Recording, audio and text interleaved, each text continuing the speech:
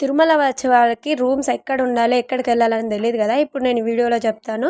వెళ్ళే వాళ్ళకైతే video share చేయండి, మీకు యూజ్ అవుతుంది అనుకుంటే సేవ్ చేసుకోండి. ఫస్ట్ తిరుపతి నుంచి బస్సెస్ అయితే ఉంటాయి అవైలబుల్. బస్సెస్ ఆర్ వ్యాన్స్ ఏవైనా తీసుకొని మనకు సిఆర్ఓ ఆఫీస్ అంటే అక్కడ డ్రాప్ చేస్తారు. అక్కడ నుంచి క్యూ ఉంటుంది. మార్నింగ్ 6 to 12 వరకు ఇస్తారు రూమ్స్. సో పొద్దున్న వెళ్తే ఈజీగా ఉంటుంది, రష్ అంతగా ఉండదు. అక్కడికి వెళ్ళి ఫ్యామిలీతో వెళ్తేనే ఈజీగా అవుతుంది. ఆధార్ కార్డ్స్ చూపిస్తే చాలు మనకు రూమ్ అయితే ఇచ్చేస్తారు. సో ఒక 1 hour అయినా టైం తీసుకుంటుంది. ఓటీపీ సెండ్ చేస్తారు మన నెంబర్కి.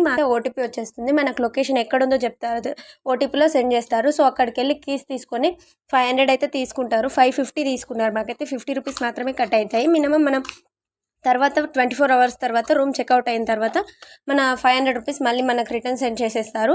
అండ్ రూమ్ ఎలా ఉందంటే ఎంట్రీలోనే 2 బెడ్స్ ఇస్తారు, సింగిల్ బెడ్స్. అండ్ లోపల ఇంకో రూమ్ ఉంటుంది. మినిమం 20 మెంబర్స్ వరకు అయితే స్లీప్ చేయొచ్చు.